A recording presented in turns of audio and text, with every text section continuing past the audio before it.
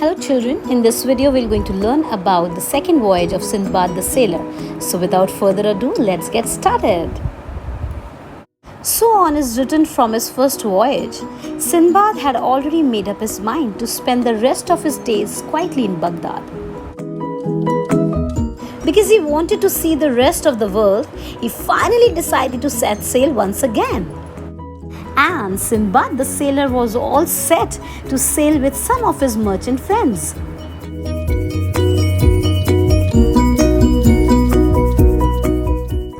And one day he landed at a spot which, though covered with fruit trees and filled with springs of excellent water.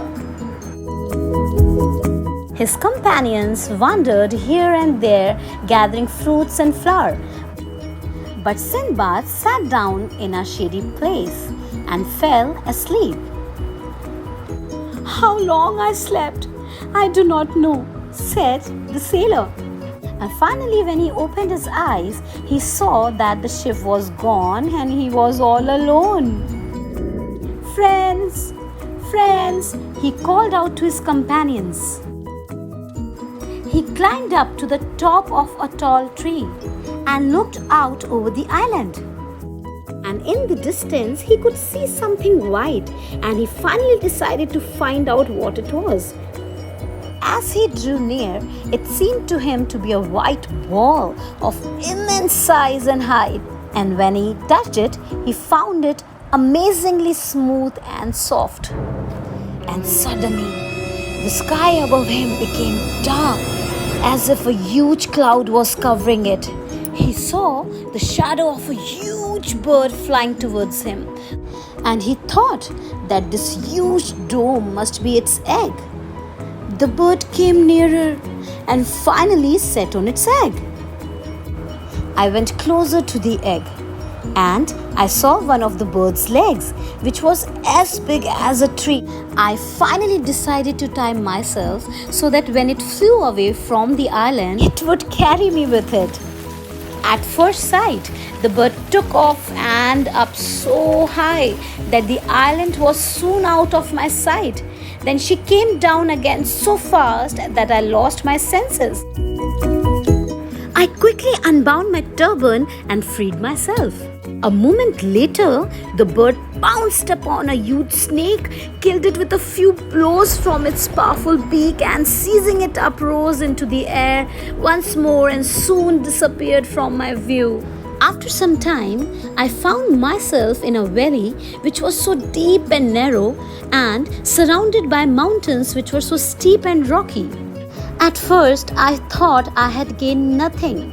But when I began to explore the valley, I found that there were huge diamonds just lying on the ground.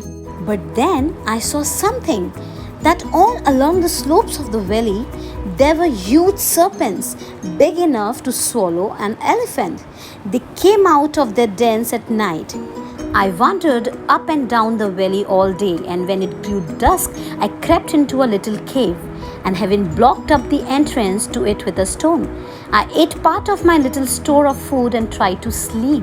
But all through the night, the serpents crawled to and fro, hissing horribly. At last, overcome with weariness, I stood among the diamonds, wondering what to do next, and I was startled by something which fell to the ground. The chunks of meat fell with so much force upon the diamonds that some of the precious stones got embedded in them. When the eagles pounced upon the meat and carried it off to their nests to feed their hungry broods, the precious stones went with them. The idea came to me that I too could use these eagles to escape from the valley, that my weight would be nothing to them. And then I tied myself with one of the pieces of meat. I lay down upon my face and awaited the coming of the eagles. And then I felt myself lifted up and carried to the top of the valley. As the eagle reached its nest, I heard the merchant's cries. One of the men came to the nest where I was. He was angry because he thought that I was stealing his diamonds. "I'm a friend, not a foe. I'm carrying with me enough diamonds for both of us." And one day they took me to the camp and I showed them the size and the beauty of the diamonds.